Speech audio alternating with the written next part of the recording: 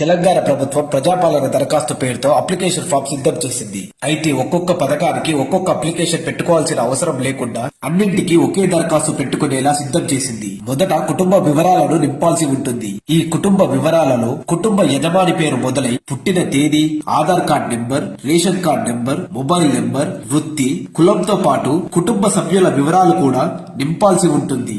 ఆ తర్వాత వరుసగా మహాలక్ష్మి పథకం, రైతు భరోసా, ఇంద్రమ్మ ఇల్లు, గృహజ్యోతి, చేయూత పథకాలకు సంబంధించిన వివరాలు నమోదు చేయాల్సి ఉంటుంది.